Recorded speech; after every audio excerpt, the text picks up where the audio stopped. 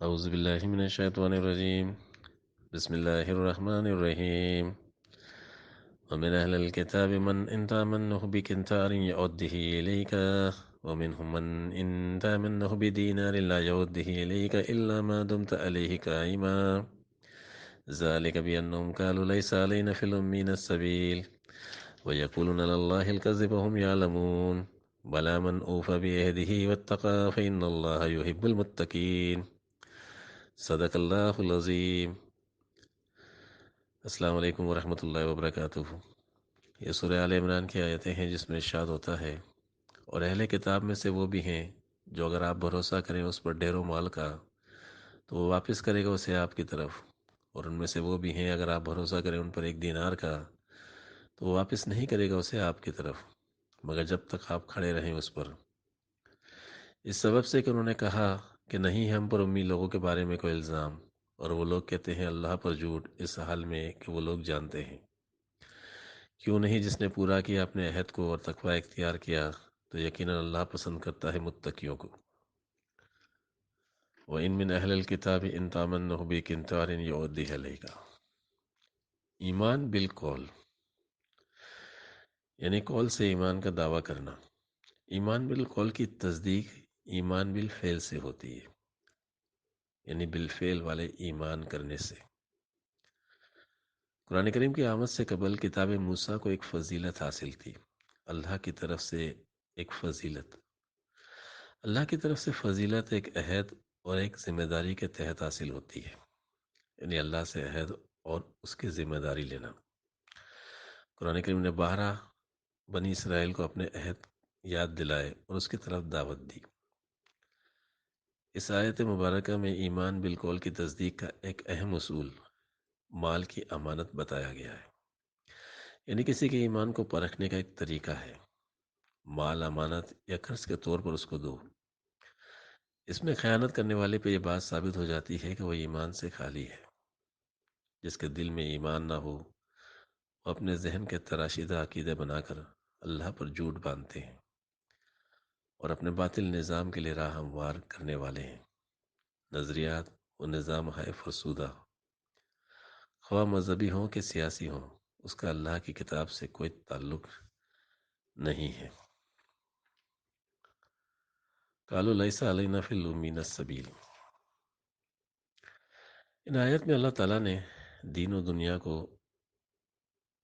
اس طرح اکٹھا کیا ہے کہ ایک طرف اہل کتاب کو یہ الزام دیا کہ جب دنیاوی معاملے میں ان کی حالت ایسی خراب ہے کہ ایک دینار کی امانت کا حق ادا نہیں کرتے تو دینی معاملے میں کتاب کی حفاظت اور پیش گوئیوں کے بارے میں وہ کیوں کر قابل اعتبار ہو سکتے ہیں۔ تو دوسری طرف مسلمانوں کو بھی یہ سبق دیا کہ دین و دنیا الگ نہیں ہے، اگر وہ دنیاوی معاملات میں امانت و دیانت کا حق ادا نہیں کرتے تو دین میں ان کا راہ راست پر ہونے کا دعویٰ کس کام کا ہے۔ بغیر شریعت کے کوئی منزل نہیں ہے، بغیر شریعت کے کوئی طریقت نہیں ہے، بغیر شریعت کے کوئی روحانیت نہیں ہے۔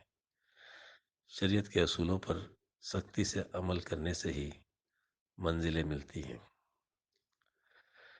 جب اسلام آیا اور بعض لوگ مسلمان ہو گئے اہل کتاب میں سے، تو اہل کتاب نے ان کے اموال کو دبا لیا اور یہ عذر پیش کیا کہ یہ لوگ مرتد ہو گئے ہیں، اس لیے اب ان کا کوئی حق ہم پر نہیں ہے۔ اہل کتاب میں آج بھی اس طرح کے عقیدے موجود ہیں، اپنی قوم اور غیر قوم میں تفریق کا تصور۔ بائبل میں سود کے معاملے پر یہ عقیدہ موجود ہے، غیر اقوام سے سود لو اور اپنی قوم سے سود مت لو۔ یہ غلط خیال آج بھی عیسائی قوم یا یورپین قوم اپنے مقابل دوسرے اقوام کو کمتر اور حقیر سمجھتے ہیں۔ ان کو صرف اسلام کی بلند تعلیم ہی نکال سکتی ہے۔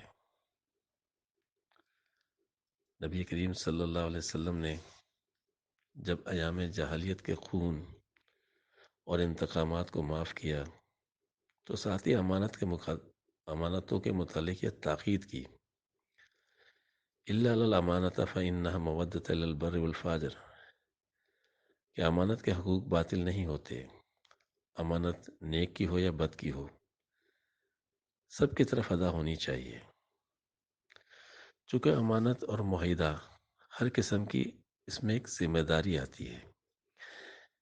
انسان کی ذمہ داری نیکوں کی طرف ہو یا بدوں کی طرف، بڑوں کی طرف ہو یا چھوٹوں کی طرف، ادا کرنی ضروری ہے۔ حضرت عباس رضی اللہ تعالیٰ عنہ سے روایت ہے، حضرت ابن عباس رضی اللہ تعالیٰ عنہ سے روایت ہے کہ کسی شخص نے کہا کہ ہم اہل ذمے کی بعض چھوٹی چھوٹی چیزیں جیسے مرغی، بکری وغیرہ جنگ کے وقت میں ہم لے لیا کرتے تھے،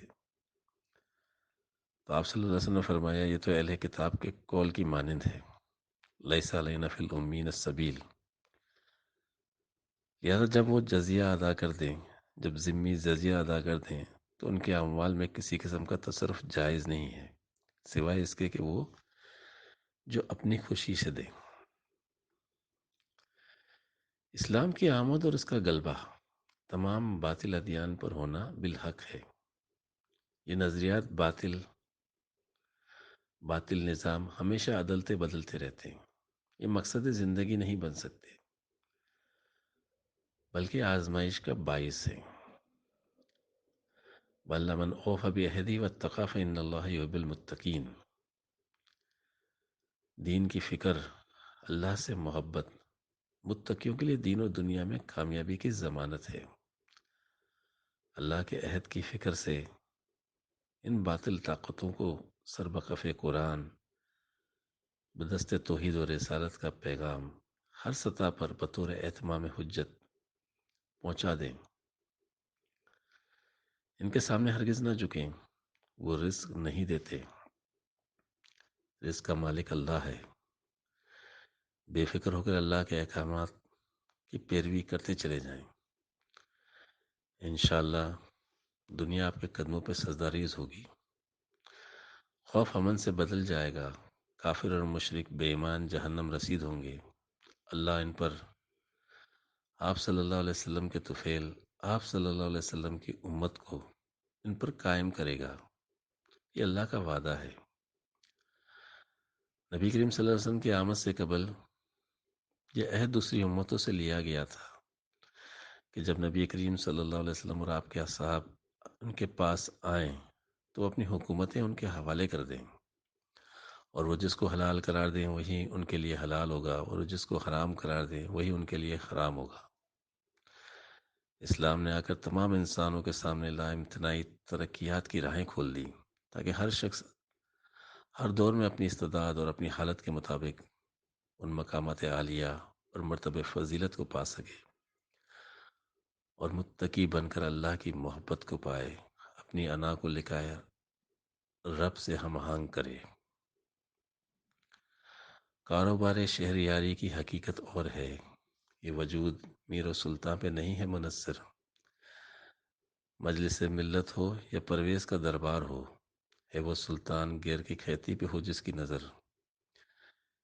تو نے کیا دیکھا نہیں مغرب کا جمہوری نظام، چہرہ روشن اندروں چنگیز سے تاریک تر۔ وآخر دعوانا الحمدللہ رب العالمین۔